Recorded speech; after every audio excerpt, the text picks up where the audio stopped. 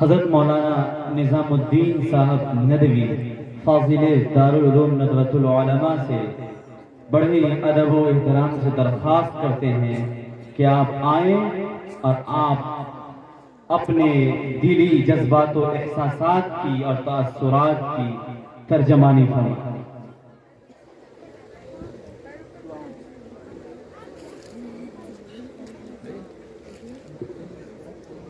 بسم الله الرحمن الرحيم الحمد لله رب العالمين والصلاة والسلام على سيدنا محمد بن عبد الله الأمين وعلى آله وصحبه الطيبين الطاهرين أما بعد فأعوذ بالله من الشيطان الرجيم وأما الزبد فيذهب جفاء وأما ما ينفع الناس فيمكث في الأرض كذلك يضرب الله الأمثال صدق الله العظيم۔ داعش پر جلوہ افروز گرامی قدر علماء کرام، نوجوان دوستوں اور پردہ نشین مائیں اور بہنیں،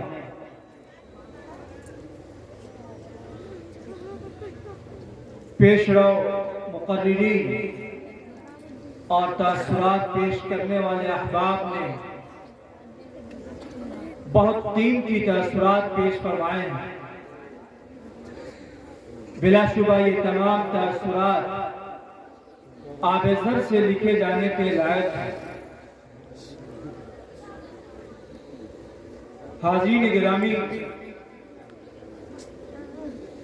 کافی دیر تک یہاں کے طالبات کی طرف سے پیش کردہ اردو، عربی، انگریزی تقاریر سننے کا موقع ملا، اور یہ تقریریں نہیں تھی، میں جیسا سمجھتا ہوں کہ یہ قرآن پاک کی تشریحات تھی اور احادیث نبویہ کی ترجمانی تھی۔ یہ بظاہر الفاظ تو بچیوں کے تھے، لیکن معانی جناب محمد رسول اللہ صلی اللہ علیہ وسلم کے تھے۔ یہ چھوٹی چھوٹی بچیوں کی زبان سے نکلنے والے کلمات دراصل قرآن پاک کی آیات کی تشریحات تھی، اور یہ بتا رہی تھی کہ زندگی میں ایک نیا انقلاب آنے والا ہے۔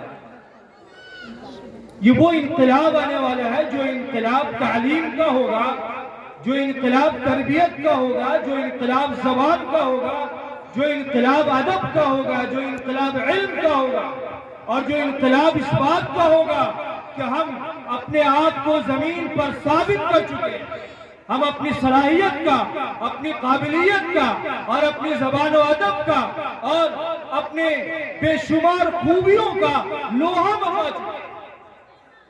قرآن پاک کی جو آیت ہم نے پڑھی ہے، دراصل صاف لفظوں میں کہا گیا ہے وَأَمَّا الزَّبَدُ فَيَذْهَبُ جُفَاءً وَأَمَّا مَا يَنْفَعُ النَّاسَ فَيَمْكُثُ فِي الْأَرْضِ۔ جو جھاگ ہوتے ہیں، جھاگ دریاؤں میں، سمندروں میں، وہ کھوکھلے پن کی طرح سکندوں میں ختم ہو جاتے ہیں، لیکن جن کے اندر نافعیت ہوتی ہے، جن کے اندر لوگوں کو نفع پہنچانے کی صلاحیت اور قابلیت ہوتی ہے، زمین میں انہیں استقرار ملتا ہے۔ یہ بچیاں دراصل نافعیت کی اعلیٰ مثال ہے۔ یہ بچیاں اس بات کا اقرار کر رہی ہیں عملی کہ ہمارے اندر نافعیت ہے، ہمارے اندر قابلیت ہے، ہمارے اندر صلاحیت ہے، ہماری زبان اچھی ہے، ہم شگفتگی کے ساتھ بول سکتے ہیں، ہم سمجھ سکتے ہیں۔ آپ یقین مانیے، میں ان بچیوں کا بہت زیادہ کمال نہیں سمجھتا، اکثر نے رٹ لیا، لیکن یہ رٹنا بھی فائدے سے خالی نہیں، کمال ان کا نہیں ہے، اور یہ محنت ان کی نہیں ہے۔ میں مدرسے کا آدمی ہوں، میں جانتا ہوں یہ محنت جن کے اساتذہ کی ہے، یہ محنت جن کے معلمات کی ہے، جنہوں نے ایک دن میں نہیں پورے سال کی محنت کی ترجمانی ہو رہی ہے، پورے سال میں صبح سے شام تک اور شام سے صبح تک کتنی راتوں کو جگ کر انہوں نے پروگرام کو تیار کیا، 20 نہیں 50 بچیوں نے پروگرام پیش کیا، 50 کے عناوین الگ، 50 کا انداز الگ، 50 کے مواد الگ، یہ معمولی بات نہیں۔ بہت سے پروگراموں میں حصہ لیا، دیکھا، سنا، لیکن یہ محسوس ہوتا ہے کہ یہاں کی امتیازات اور خصوصیات دیگر پروگراموں سے بہت مختلف ہے۔ انتظامی اعتبار سے کسی کو کچھ شکایتیں ہو سکتی ہیں، لیکن جو نفس مواد ہے وہ قابل تقلید ہے اور لائق تحسین، لیکن اس طرف تھوڑی توجہ کی ضرورت ہے۔ ابھی ایک صاحب مقامی طور پر یہ کہہ رہے تھے کہ یہاں 20,000 کی آبادی،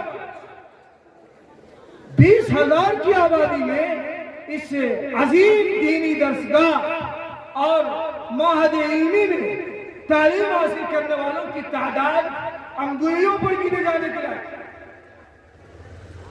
اور 20,000 مسلمانوں کی ترجمانی کرنے والا ادارہ گھروں میں چل رہا ہے، گھروں میں چل رہا ہے۔ اب تک تو وسیع و عریض زمین سے ہونی چاہیے، اسے بڑا مرکز ہونی چاہیے۔ میں بھی آ رہا تھا تو راستے میں کروڑوں کی منزل نظر آئی۔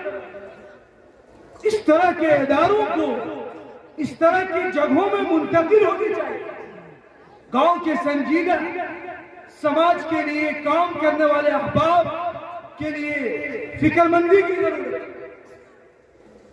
یہ کس طرح نظام مضبوط ہو اور ان بچیوں کی قابلہ صلاحیتیں کس طرح بیدار ہو، اس پر سماج کو غور کرنے کی ضرورت ہے۔